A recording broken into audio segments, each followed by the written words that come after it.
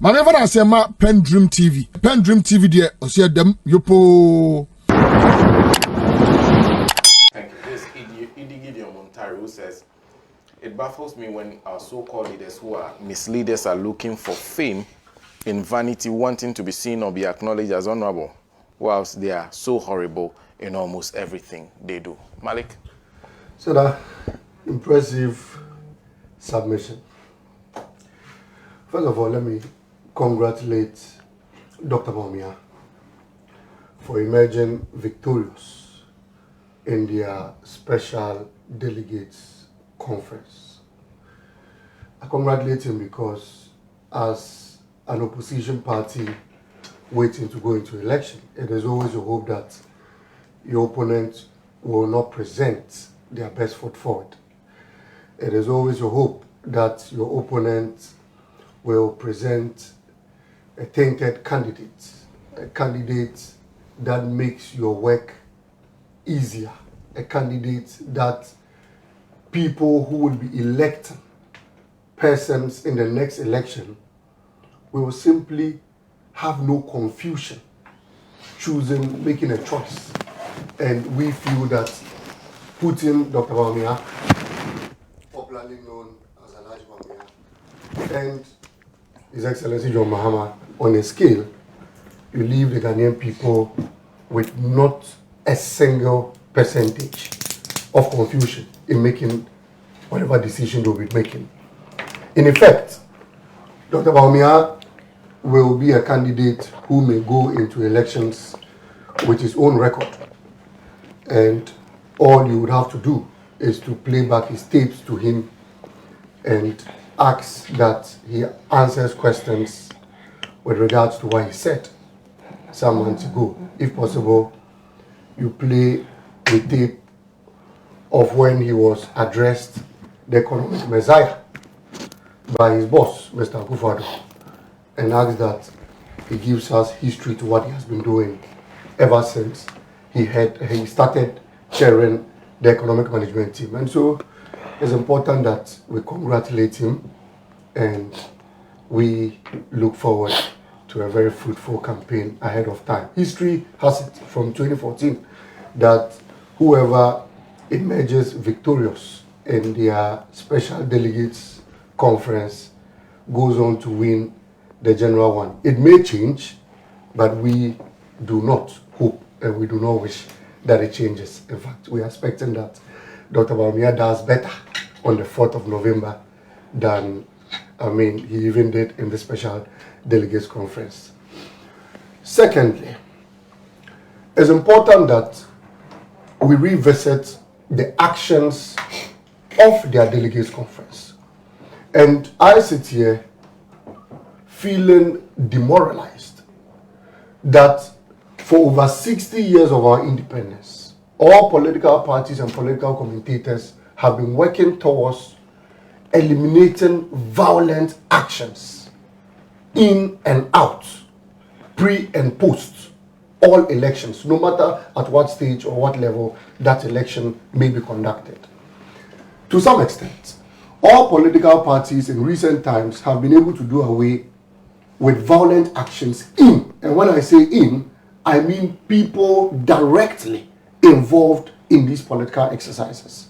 So be it the candidate, be it his agent, be it the electoral officers, be it the security apparatus. These are the ins of the elections. We have moved to a stage where we are focusing on eliminating violence on the out. And the out has to do with the supporters. So now, you and I seated here are the ins of this particular program. People may have disagreements outside the studio. People may even be quarreling. People may be fighting outside the studio. It does not in any way affect the beauty of whatever we are doing here. However, we look forward to stopping people from fighting even outside the studios. Now, you have a political party that goes into elections. And as predictable as they will be, within the first 2 hours, a presidential candidate like Kennedy Japan starts shouting, starts swearing every gods on the land that he will give his own party a showdown. He mentioned the name of the president, Mr. Akufo-Addo. he mentioned the name of one aspirant, colleague aspirant, Dr. Bawumia, and he says all their attempts to gag the election, all their attempts to rig, all their attempts to turn over the results have been shown clearly, and that his agent, who represents him in the strong room, have been chased into a cubicle to the extent that he has no eyesight of whatever is now happening at that particular premise. And the candidate himself, for the first time in elections, in fact, candidates before elections have had issues in this country, where some go to court, that's been a normal practice. At a parliamentary level, some go to court, that's been a normal practice. But for the first time in the history, a presidential candidate was seen jumping, swearing, and cursing his own political party. And it was only because the incumbent president and his vice president, who is an aspirant in the election, have attempted affecting the results of that particular election. 2 hours later, an agent of Alan Tramante, another aspirant in the Northeast region, the territory of the vice president, and an aspirant in the election, Alhaji Bawumia once again, had his eye, nearly popped out of the socket. In fact, a full-grown man, a father of someone, a responsible party supporter, not in the outside parameters, but in the internal parameters of the election, representing his candidates, who cannot be at every particular place at the same time, and so becoming the face of Alan Tramante in the Northeast region, was beaten, hit with a chair, hit with a belt, hit with a ladder, kicked out, stepped on, walked on, torn his clothes. And his only crime was that he has served the new patriotic party all his life. He feels he has to make a choice as to who is credible to lead their political party. He felt that choice is Alan Tramante, and he felt that he should become the agent of Alan Tramante. In serving as an agent to Alan Tramante, he got himself stuck to the guidelines that they set, that no one should vote and show his ballots. That was his crime. He was beaten, nearly killed, till the police came to his rescue. Fast forward, not a single statement has been issued from this candidate, that is Dr. Bawumia, sympathizing with a colleague's agent who was beaten in his own hometown by his people. Mind you, this man who was beaten had mentioned names. He said the constituency national coordinator, who is a boy of Dr. Bawumia, was the first person to start the attack on him. He said the remaining people who were supporters of Dr. Bawumia were those to beat him. And not a single sense. At least we all know that people pretend sometimes. Pretend. Issue a statement. Sympathize with this young man. Call for the arrest of all these people who engaged in this despicable act. But not a single statement. Is Dr. Bawumia telling you and I that he hasn't seen what happened in his own hometown, Wale Wale? That he hasn't seen what happened in the auditorium in the Northeast region? That he hasn't heard? Is that why he's telling us? I feel sad sometimes that a man who has served his party, and you see, this is not to support Alan or to support Ken or to support anyone, but I feel that once you have served your party and you stand qualified to lead in your political party, you should have a free and serene environment to partake in whatever elections you want to partake in. The second point, because time is not on our side, where the accusations of money is given, innocent enough, the NDC drew the people's attention to the fact that the money that had been given by the IMF was being shared like granites in Asenov, all because of political power. People thought it was mere propaganda. Today, a former national security minister in charge of aviation of the president, Mr. Upsinadoye, has told us to start asking Dr. Bawumia once again where the IMF monies are. And I said that Dr. Bawumia, through the current chief of staff, Fremont Parry, was seated in a room and sharing 100,000, 200,000 to people to go and vote for Alhaji Bawumia. And this man did not only say it and keep quiet, he got the former General Secretary, Mr. Ohininto, to back his points and indeed confirm the fact that they had used government resources, the taxpayers' monies, that today cannot even pay NACO employees, that today cannot pay pensioners' bonds, that today cannot pay school feeding caterers, that today cannot pay all the contractors that government owes. They had over 96 million, calculating 961 delegates to just 100,000. Over 96 million to dole out, all because they needed Bawumia to win. And then lastly, Sana, were the comments of President Akufo-Addo. When I first heard him, I thought it was a pieced tape. I thought it was doctored as usual. I thought it was something that, had no merit. For a president who has close to 2 years to run a system, telling you and I that aside borrowing over 600 billion, aside receiving over 90 billion in taxation, aside getting all the monies, including Bank of Ghana printing over 70 billion to him, we should lose hope because he has given up himself as a president. And it will take only a new leader to lead us in this country. You see, it is sad for me because of the business community, most especially. Now, you have people who sit in this country and draw their policies based on the vision and mission statements of the government. What it tells you and I today is that forget the next budget that is going to be read because it is empty. What it tells you and I today is that forget the budget that has already been read because nothing will be fulfilled.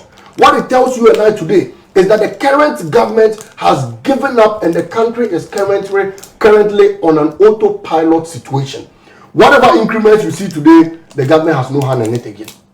Whatever reductions you see today, the government has no hand in it again. The battle has been moved from the people to the Lord's hands. And the IMF that has been brought in to salvage the situation today is in full care and control of the economic situation. Senna, I feel sad as a Ghanaian taxpayer that whilst all these miserable and irresponsible statements are being made, I continuously pay my taxes to them.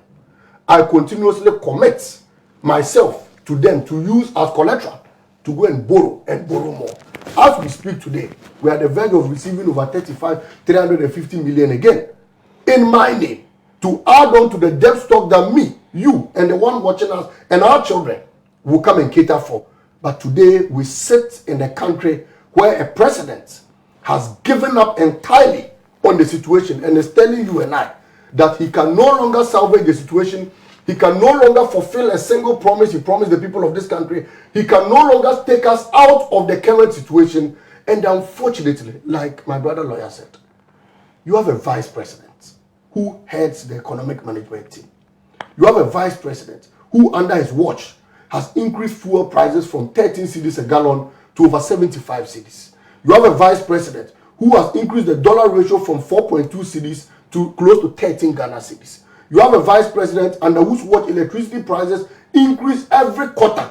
And the new law is a quarterly adjustment of utility tariffs, which means that every 4 months we are going to have light and water increased. You have a vice president under whose watch workers, common NSS personnel, have not been paid for 4 months. You have a vice president under whose watch the government has borrowed in you and I's name over 600 billion. You have a vice president who has been bequeathed over 830 billion in revenue since the inception of 2017. And yet you and I sit in a country very hopeless, not a single mega achievement to show to the people of this country. And we think that all we can do is to organize congresses. All we can do is to give him a platform again to stand and say it is possible. All we can do is to allow him to keep lying, is to allow him to keep misleading the people of this country to the extent that his own boss, the President of the Republic, finally tells you and I that only a new leader will take us out of these challenges. Senna, it is done for this country. And like Uncle Kwesi Pratt will say, we are heading steadily for miserable doom. And if we don't rise up, if we don't set up and take the right decisions in the near future, and that should be in the 2024 elections, you and I will stay in a hopeless country for as long as we survive in this country. Thank you, Malik. Thank you.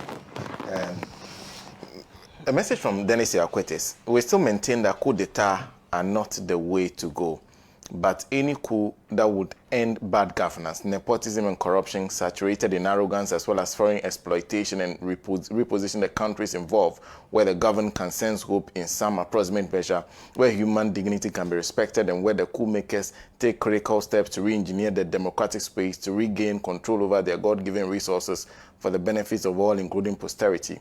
That coup would be welcome. That's DISASSOCIATES. Thank you very much. We have about 5 minutes more to go to noon when we're supposed to end the show.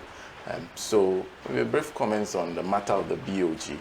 And I'll start with Malik on this one because you have been doing some work, including with the police. You're having issues with the police about the routes to use. And there was a symposium, a forum among others. Malik? First of all, I'm sure we are using the 5 minutes. The 5 minutes may first of all, there are some facts that have not been disputed by the Bank of Ghana. And going through the facts, I seated here without any, how do you call it, without any gown, can simply pass judgment on the Bank of Ghana, even before we go to demonstrate. One, it is a fact that the governor printed monies to the government. It is a fact that there was a first tranche of 44 billion and there was a second tranche of 28 billion. That remains a fact. Number two, it is a fact that the Bank of Ghana breached Section 32 of the Bank of Ghana's Act, imprinting above 5% of the previous year's revenues. In fact, in 2021, the total revenue without what we borrowed was about 70 billion. 5% of that should have been 3.5 billion. In 2021, the governor printed 44 billion, far in excess of the previous year's revenues. That was in 2022. In 2022, the total revenues minus borrowing was 98 billion in excess. The governor printed 28 billion to supplement it. The total revenues, if we were to use the 5% threshold, should have been about 4.9 billion. Which means that adding the two figures, that goes above 70 billion, makes us or gets us to a point where the governor has printed over 55% of the previous year's revenues. Now, in pegging on the penalty units to this particular act, the act has been clear that anyone who breaches the Bank of Ghana's 5% act, or any act as enshrined, or any clause as enshrined in the act, will be liable to a minimum of 2 years imprisonment, or about 500 or 200 penalty units. That has been made clear, and that remains a fact. It is also a fact that in the year where the Bank of Ghana has attained about 60 billion in losses, that remains a fact, and a negative equity of more than 50 billion, that also remains a fact. It is also a fact that the Bank of Ghana has used over 131 million in maintenance, car maintenance, servicing their cars. According to them, they use portions of it to fuel their vehicles and what have you. It remains a fact that they used about 62 million in computer-related expenses. Finally, because of time, what remains a fact is that the Bank of Ghana, through some means, ballooned a contract. In fact, first of all, told us they needed a new headquarters amidst all these losses and all these criminal activities conducted under their watch. Have told us that they alternated a contract sum of 88 million, increased it to 121 million, and today it stands at 222 million, of which nobody has any explanation or whatsoever to. On the basis or on the backs of all these 5 facts that have been stated that haven't been disputed in any way by the Bank of Ghana's governor, the NDC, together with a group, Arise Ghana, of which all other civil society groups, some major civil society groups, and some other political parties are on board, are requesting humbly that the Bank of Ghana's governor and his deputies should resign, because it has been clear that the act has been breached. It has been clear that the entire Bank of Ghana's premises and the revenues of this country has been mismanaged. It has been clear that the board, the governor and his deputies have recklessly utilized our monies at the central bank to the extent that the entire Bank of Ghana today is not only bankrupt but owes its shareholders. And that is what a negative equity simply means. Now, there's a rationale to why, okay, because of time. We should have, I think the Bank of Ghana should have been a major draft. Thank you. Yeah, thank you so much, Sana. So, I mean, we all had the opportunity to watch on the news what was happening within the NPP. And sometimes, I always say this, that when something like that is happening in the other party, you see the opposition party looking. It's the same thing. I mean, my lawyer friend here would agree that when we're having a conference, you know, you see big men in their party very interested in seeing the outcome because they are our direct opponents. And whatever goes on there determines how we act. And so I stand by what my brother mentioned, that we are excited to congratulate His Excellency Dr. Mahmoud Bawumia because we know him. He's not somebody who is mysterious. We have experienced him enough. He is somebody who was said to be the Messiah, who was supposed to be a pillar behind Akufo-Addo. In fact, when Akufo-Addo was campaigning in 2012, it was so obvious that, look, I am coming on board with this, but I have this Messiah that I am attaching to myself to do the magic. So I have the ideas and everything, but the magic will be done by this economic wizard. And that is how he got his name, you understand? So he was supposed to do magic. Bawumia, being a vice president, was supposed to do magic. Now let's go into the election before we come back to that individual as a person. Now, the election happened and some of us were not too surprised by the outcome because this is NPP. They are violent in nature. This is what they do. The difference is that normally it is between them and us. So you see the NDC on the other hand complaining like what happened in Ayawaso West Wagon.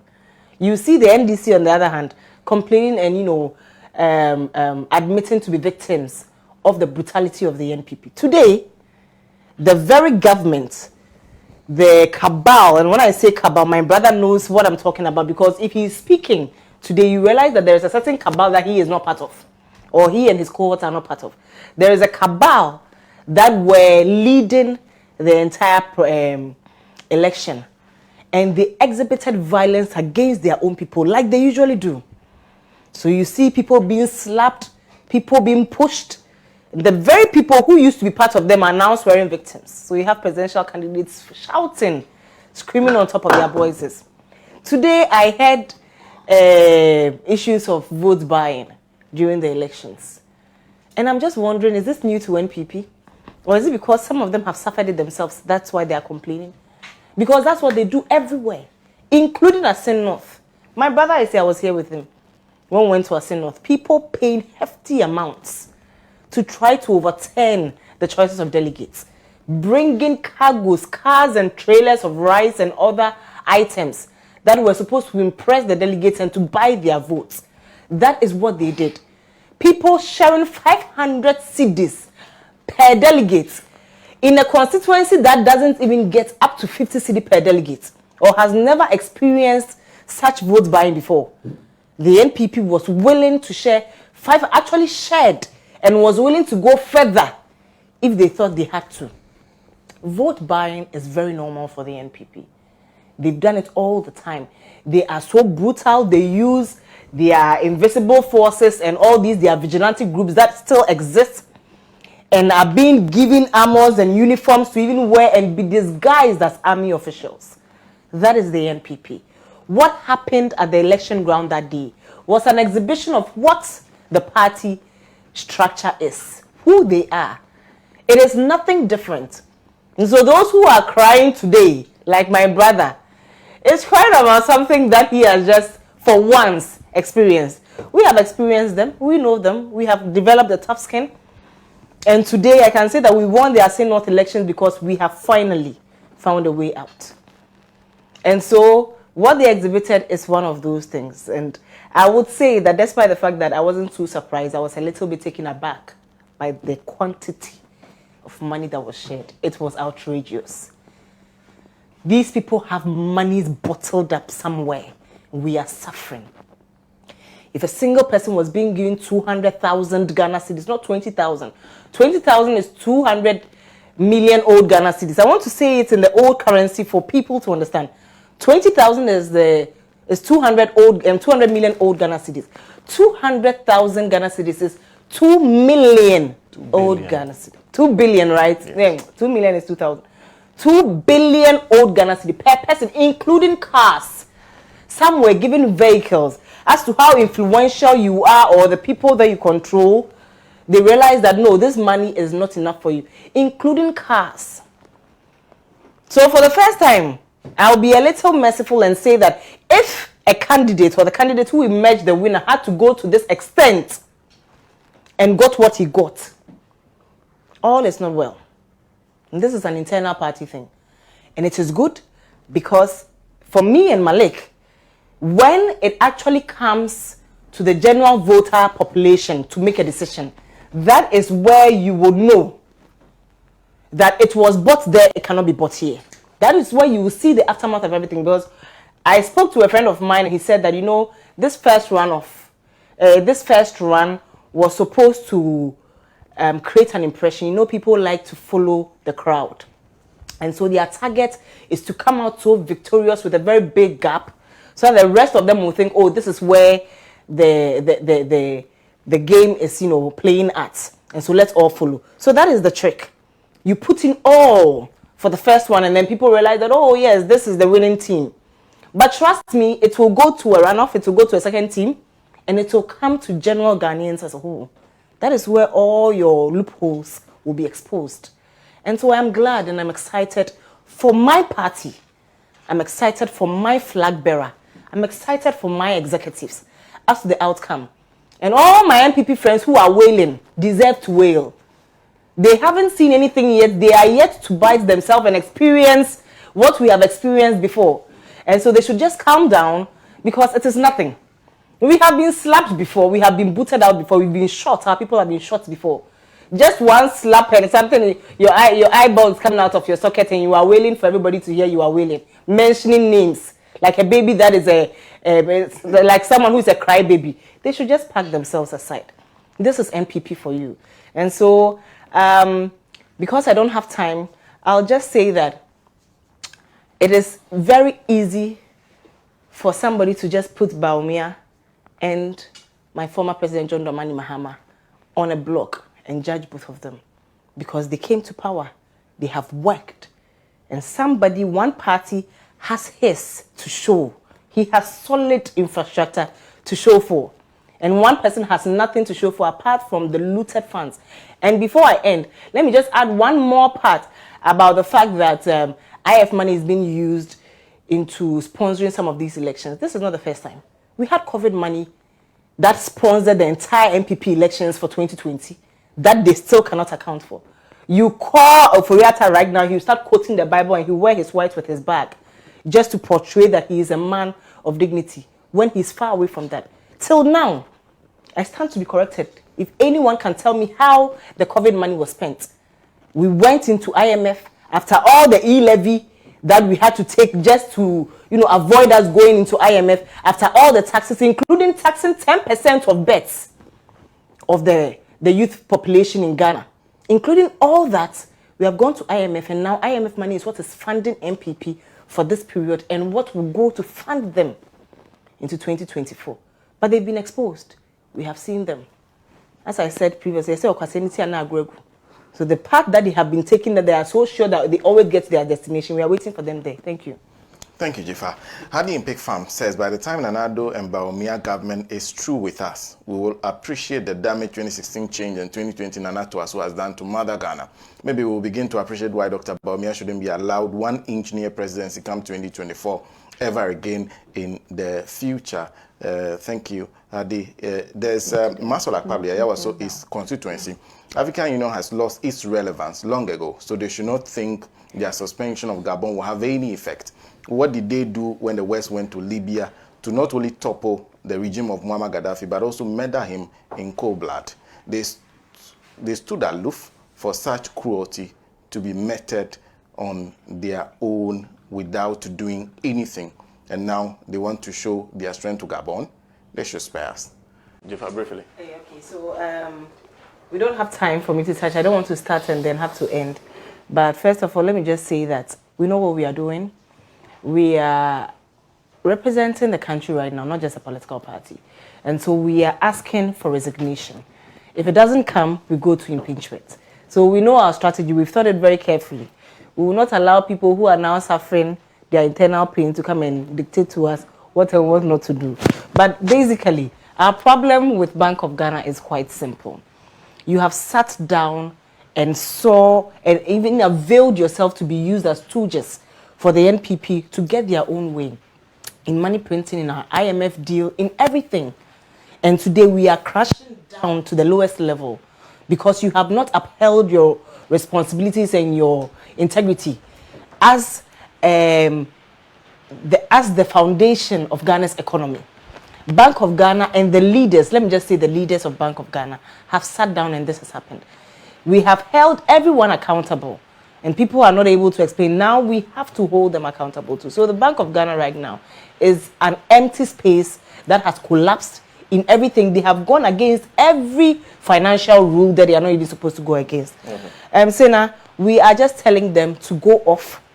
Let us know that you guys are not there again, and then at least we'll try something else. And before that, I just have to announce that we are having a demonstration against the Bank of Ghana leaders on the 5th of September. That is Tuesday in the morning, and we are really entreating everybody to come and join us so that we make our statement as loud as possible. We take position because we know that everything has collapsed, but the last thing that any Ghanaian should do is to sit idle and watch it happen. The least we can do is to start talking. The Gabon president will say, make noise. Okay. So that's what we are going to do. Thank you. PENDREAM TV. Now, so far so good. Say open online portal e Ghana.